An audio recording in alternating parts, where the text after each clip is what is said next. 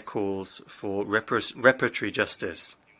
We are of the view that reparations for slavery and colonialism should not only include responsibility for historic wrongs, but also eliminating the scars of racial inequality, subordination, and discrimination which were built under slavery, apartheid, and colonialism, as well as debt cancellation. What's more, as long as the repercussions of slavery and colonialism, such as poverty and unequal access to education, housing, and justice, persist, the call for reparatory justice will remain one of the most critical priorities for people of African descent. The African Group and the Caribbean community are firmly convinced that sustainable development and respect, promotion and protection of all human rights and fundamental freedoms for all, as well as the implementation of international obligations and commitments in the area of human rights in accordance with international human rights law, are essential to prevent acts of racism, racial discrimination, xenophobia, and related intolerance. In this respect, AFCAR welcomes the creation of a new independent expert mechanism under the Human Rights Council. We look forward to seeing the transformative nature of this mechanism, in particular in the areas of racial justice and equality in the context of the application of laws at the global level. Mr. President, Heads of State and Government, Mr. Secretary General, distinguished delegates, ladies and gentlemen. In conclusion, we reiterate the full and effective implementation of the Durban Declaration and Programme of Action in accordance with the Addis Ababa Action Agenda, and we approve all efforts devoted to the promotion of respect for human rights and fundamental freedoms for people of African descent in particular. We believe it is time for all of the instruments that have been adopted to be implemented with dignity, respect, and recognition in accordance with the priorities that have been agreed with people of African descent around the world. Their voices must be included on all questions that affect them and their lives, so that no one is left behind. Thank you.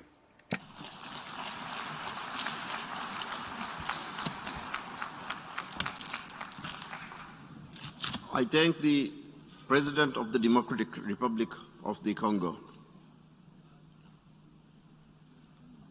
I now give the floor to the distinguished representative of Saudi Arabia, who will speak on behalf of the Asia-Pacific states.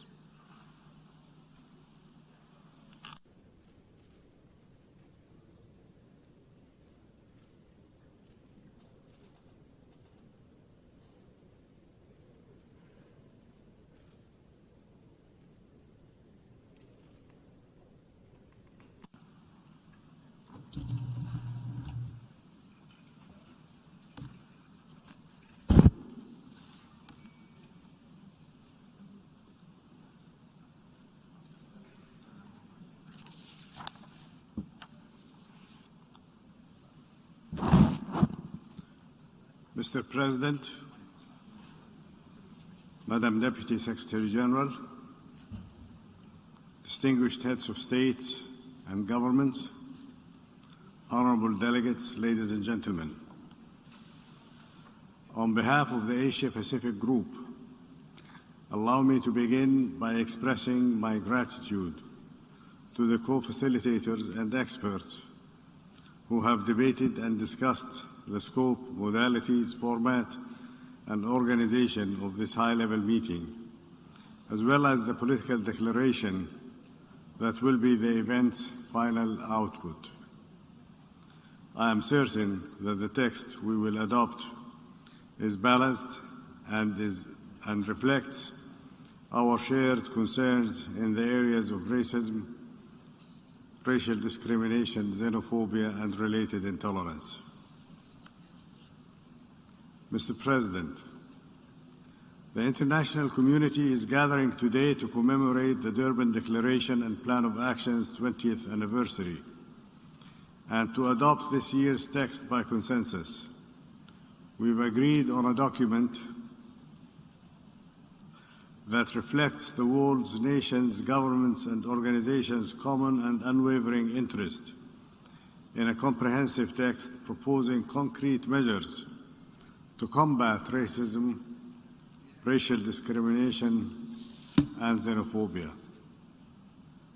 Mr. President, this year's declaration, which is a continuation of the declaration adopted 20 years ago at the World Conference Against Racism in South Africa, represents a strong commitment by the international community to address racism, racial discrimination, xenophobia, and related intolerance.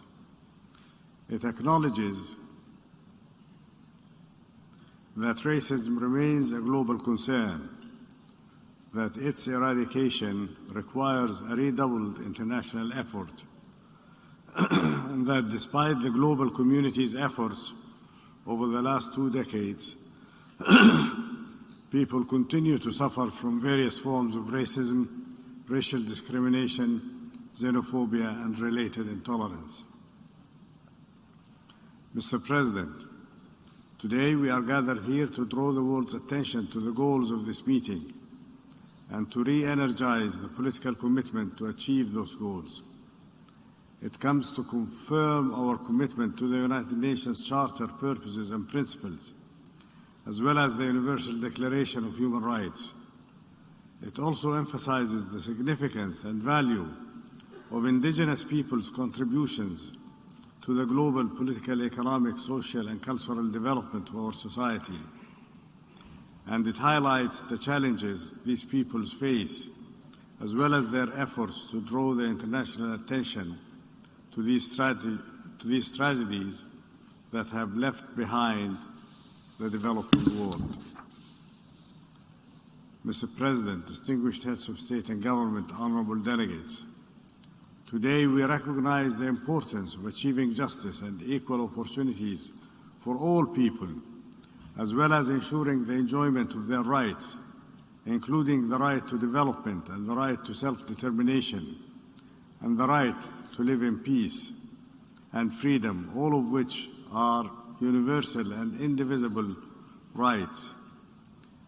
It is the path to eradicating the world of racism, racial discrimination, xenophobia, and other forms of intolerance. Mr. President, we reaffirm our belief, as we have always been, in the importance of spreading a culture of peace and dialogue among civilizations, highlighting tolerance and respect for diversity. It highlights the importance of finding common ground in order to address the challenges facing humanity, which threaten universal human rights, and combating racism, racial discrimination, xenophobia, and related intolerance through global cooperation, partnership, and inclusion. In conclusion, we proclaim our strong commitment and determination to make the fight against all kinds and forms of racism, racial discrimination, xenophobia, and related intolerance, as well as the protection of victims, a top priority for our respective nations. Thank you, Mr. President.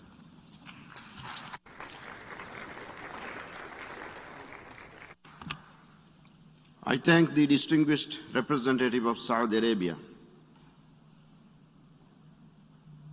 I now give the floor to the distinguished representative of Ecuador, who will speak on behalf of the Latin American and the Caribbean states.